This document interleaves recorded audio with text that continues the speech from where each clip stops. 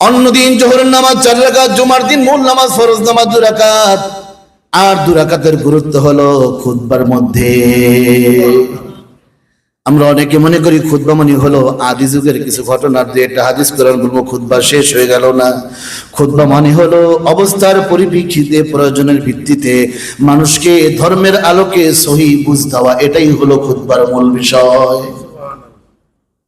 অবস্থার আলোকে কথার কথা মনে করেন, এখন দেশের মধ্যে একটু অস্থিরতা আছে কি নাই? কি টেনশন আছে কি নাই? বিভিন্ন ঝামেলা আছে কি নাই? কত দিকের কত সমস্যা চলতেছে।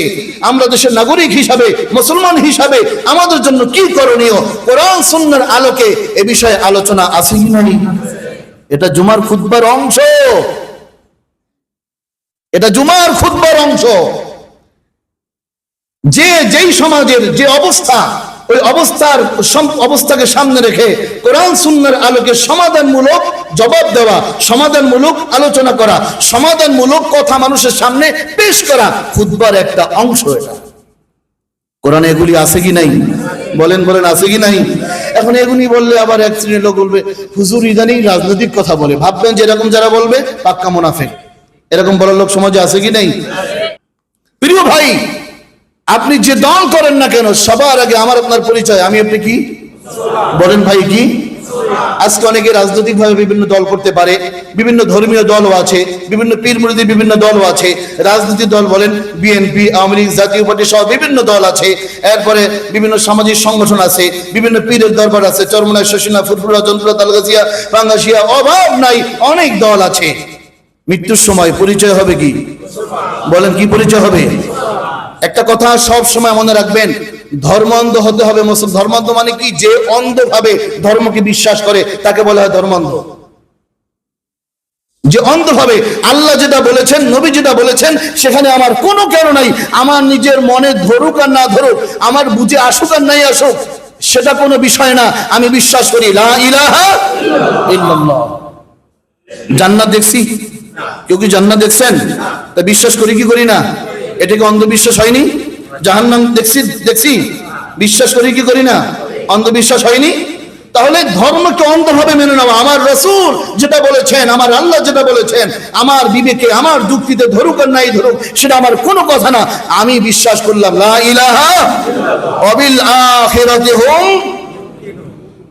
ধর্মান্ধ হওয়া ভালো, দলন্ধ হওয়া ভালো নয়। দলন্ধ হওয়া ভালো নয়। ইয়াউমা নাদউ কুল্লু উনাসিম বিইমামিহিম, হাসরের ময়দানে মানুষদেরকে ডাকা হবে তার লিডার সহ। আপনি কোন লিডারের কর্মী ছিলেন, হাসরের ময়দানে ওই লিডার সহ কর্মীদেরকে ডাকা হবে। এটা কি বাংলার কবিতা না কোরআনের আয়াত? বলেন কিসের আয়াত? একটু মহব্বতে বলেন না কিসের আয়াত? ইয়াউমা নাদউ কুল্লু উনাসিম বিইমামিহিম, তাদের ইমাম সহ, ইমাম মানে আশরাফি হুজুর টিকাটুলি মসজিদের ইমাম, আর ওই কি বাইতুল মুকাররমের রুহুল আমিন সাহেব ইমাম, এই ইমাম না, যারা মূল দায়িত্বে যারা থাকেন, যে যেই দলের অনুসরণ করবে, মান তাশাব্বাহা বিকওমিন ফাহুয়া মিনহুম, যার সাথে যার মহব্বত তার সাথে তার কিয়ামত। অন্য হাদিসে নবীজি বলেন আল মারউ মা মান আহাব্বা, যে যাকে মহব্বত করবে, অনুসরণ করবে, তার সাথেই তার হাসর হবে। দেশের এই কঠিন এক পরিস্থিতির মধ্যে আমি আজ কোনো ব্যাখ্যায় যাব না। ছাত্র ভাইদের কাছে আবার যে আবদারটা রাখবো, গণতান্ত্রিক ভাবে কোনো চাওয়া, কিছু আবদার করা সরকারের কাছে, এটা গণতান্ত্রিক অধিকার, কথা ঠিক না বেঠিক? কিন্তু জ্বালাও পোড়াও ভাঙচুর করা, এভাবে কোনো মতই এরকমের কোনো কাজ করা যাবে না। কারণ এদেশ আমার, এদেশ আমাদের সবার, আমার একার না, এদেশ আমাদের সবার। অতএব ছাত্র ভাইদের ন্যায্য যে দাবিগুলো আমি আহ্বান করব আমাদের মাননীয় প্রধানমন্ত্রী সহ সরকারের কাছে, যে ছাত্রদেরকে ডেকে কাছে বসাইয়া তাদের কি দাবি দেওয়া আছে বা কি বিষয়গুলো আছে, আলোচনার টেবিলে বসলে অনেক সময় সমাধান হয় কি হয় না?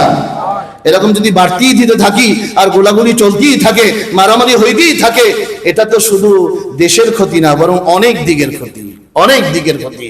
আর ক্ষতি যে পর্যন্ত হয়েছে, একটা ধ্বংস, একটা সম্পদ ধ্বংস হলে সম্পদটা আবার হয়তো অর্জন করা যায়। যেই মানুষগুলো, ছাত্রগুলো, যেই জীবনগুলো চলে গেল, এগুলি তো আর এই পৃথিবীর মুখে আর কোনোদিন মিলবে না। দায়িত্বশীলদের আরো সতর্ক হওয়া উচিত। একজনে বললেন যে এই পুলিশের মধ্যে জঙ্গি ঢুকিয়ে গুলি করছে। জঙ্গিদের ধরেন, অসুবিধা কি? আবার কদিন আগে এক প্রশাসনিক কর্মকর্তা বলছিলেন জঙ্গিদের যে অবস্থা, এটা এদেশে আর জঙ্গিরা মাথা উঁচু করে দাঁড়াবার কোনো শক্তি নাই। সে বলছেন শক্তি নাই, আর একজনে বলছেন জঙ্গিরা গুলি করছে পুলিশের মধ্যে ঢুকে। আল্লাহ, আমি একটা আশ্চর্য হলাম। অবশ্য আমাদের তথ্যমন্ত্রীকে আমি ধন্যবাদ দেব। তথ্যমন্ত্রীর নাম জানি কি, নামটা জানি কি, এই এলাকার কাছে আরাফাত, তাকে ধন্যবাদ দেবো। কেন ধন্যবাদ দেব? সে কোন দৃষ্টিকোণ থেকে বলেছেন তা আমি বলতে পারবো না, তবে সে যেটা বলেছেন আমার কাছে ভালো লেগেছে। তিনি বলেছেন পুলিশের এই তদন্তে আমরা আস্থাশীল নই। আবু সাইদকে হত্যা করা হলো রংপুরে, 16 বছরের একটা ছেলেকে হত্যার আসামি করে গ্রেফতার করা হলো। লজ্জিত, আমরা লজ্জিত, এর থেকে বেশি কিছু বলতে পারবো না। কেন তাকে 2 সপ্তাহ জেলে বন্দী থাকতে হলো? কেন মিডিয়ায় সে কথাগুলো আসার পর এরপরে তাকে জামিন দিল? 16 বছরের একটা ছেলেকে, আবু সাইদকে কিভাবে গুলি করা হয়েছে, এটা কি বাংলার মানুষ দেখে নাই?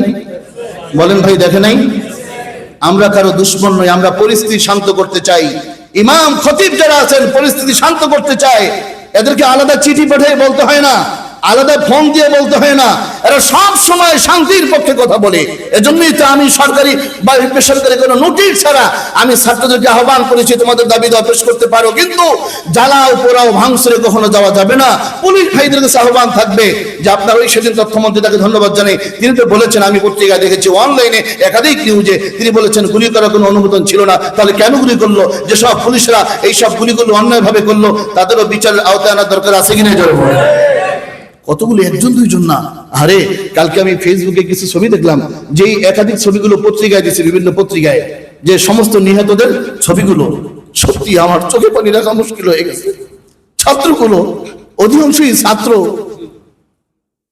আজকে অনলাইনে আসার আগে এই সকালের দিকে দেখলাম একটা নিউজের মধ্যে, জাতীয় পত্রিকার নিউজ, লোকাল কোনো নিউজ না, জাতীয় পত্রিকার নিউজ, একটা ছেলে গুলিবিদ্ধ হয়েছে, ছাত্ররা ধরে নিয়ে আসছে, রিক্সা উঠাইছে, রিক্সাওয়ালা রিক্সায় নিছে, রিক্সাওয়ালা দেখে গুলিবিদ্ধ ওই ছাত্রটা তারই ছেলে, হাসপাতালে নিয়ে গেছে, চলে গেছে দুনিয়া থেকে।